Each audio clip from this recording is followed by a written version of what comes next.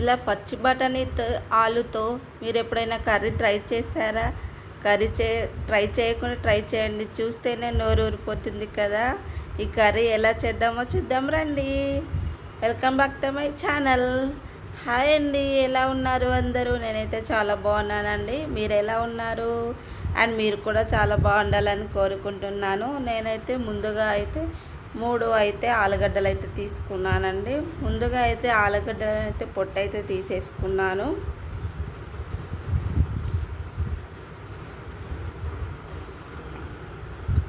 నా ఛానల్ని first time చూసిన వాళ్ళు సబ్స్క్రైబ్ చేసుకోండి friends, and like and share and subscribe చేసుకోండి. మరిన్ని కొత్త వీడియోస్ని చూడండి ఫ్రెండ్స్.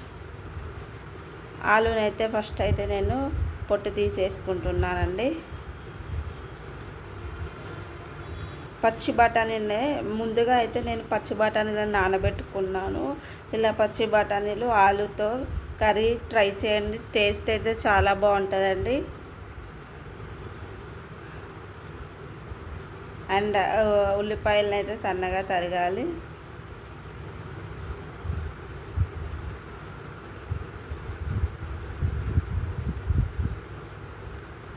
అండ్ టమాటాస్ను కూడా ఒక్క టమాటా వేసుకుంటున్నానండి. అండ్ కొత్తిమీరను కూడా కడిగి పక్కన పెట్టుకున్నాను.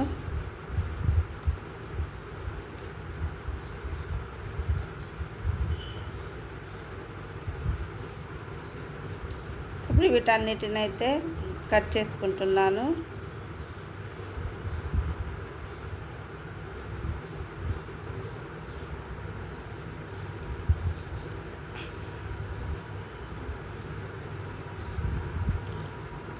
ఉల్లిపాయలను అయితే నేను ఫ్రై కోసం సన్నగా తరుగుతున్నానండి.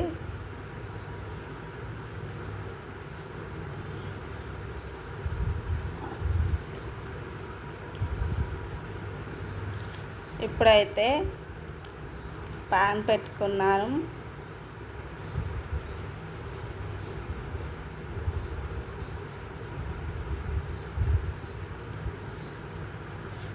ఇప్పుడు ఇందులో అయితే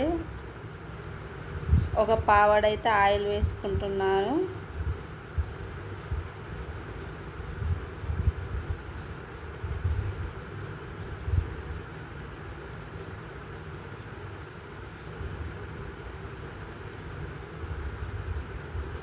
పచ్చిమిర్చి, ఉల్లిపాయలు, కొత్తిమీర అన్నీ అయితే కట్ చేసుకున్నానండి. ఇప్పుడు ఇందులో జీలకర్ర వేసానండి.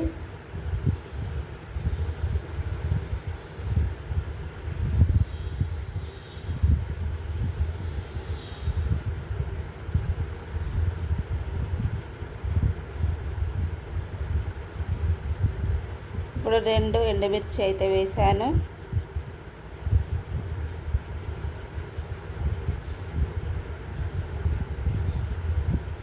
ఇప్పుడు ఇందులో అయితే కట్ చేసి పక్కన పెట్టుకున్న వెజిటేబుల్స్ని అయితే వేస్తున్నాను. ఫస్ట్ అయితే ఉల్లిపాయలను వేసాను. కొన్ని అయితే ఫ్రైకి ఉంచుకున్నానండి. అండ్ కట్ చేసి పక్కన పెట్టుకున్న పచ్చిమిర్చి చిలుకలు అయితే వేసాను. ఇప్పుడు ఇందులోనే కట్ చేసిన టమాటా ముక్కలను అయితే వేసుకున్నాను.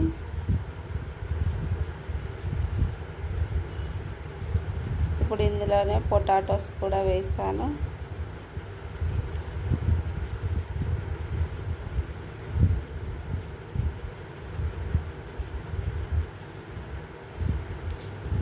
ఫ్రెష్గా దంచి పక్కన పెట్టుకున్న అల్లం వెల్లుల్లి పేస్ట్ అయితే వేసానండి. ఇప్పుడు కలుపుకోవాలి. కాసేపు ఇలా మగ్గనిచ్చుకోవాలండి.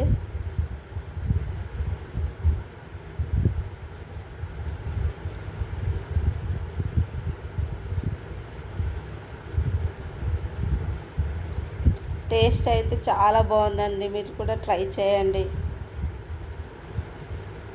నాకు టేస్ట్ బాగా నచ్చింది కాబట్టి ఈ వీడియో మీతో షేర్ చేసుకుంటున్నా. ఇప్పుడైతే 1 స్పూన్ పసుపు అయితే వేసుకున్నాను.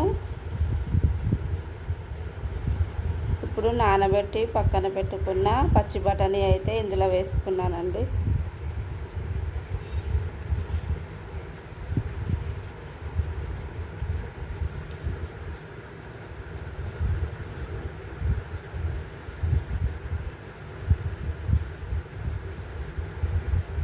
మళ్ళీ బాగా కలుపుకోవాలండి.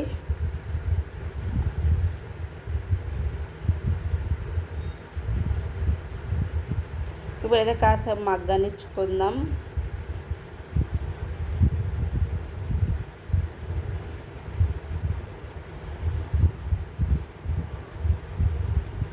ఇప్పుడు ఇందులో మసాలా దినుసులు అయితే యాడ్ చేసుకుంటున్నాను నేను.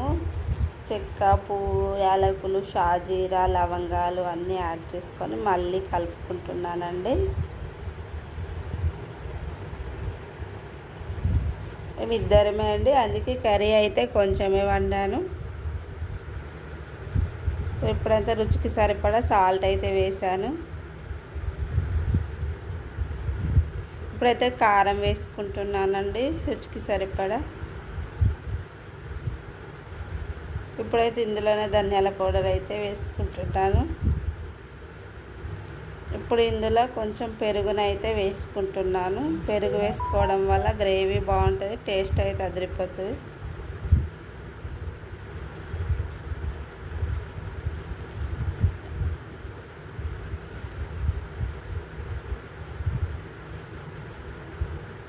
ఇప్పుడు ఇందులో కొన్ని వాటర్ అయితే వేసుకుంటున్నానండి.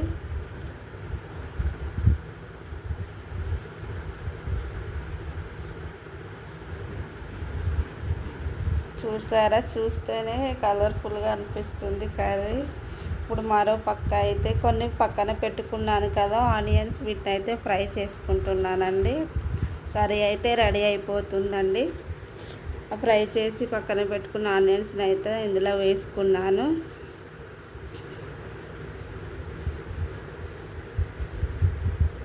ఇలా ఫ్రై చేసి వేసుకోవడం వల్ల టేస్ట్ చాలా బాగుంటుందండి. ఇప్పుడైతే బాగా కలుపుకోవాలి.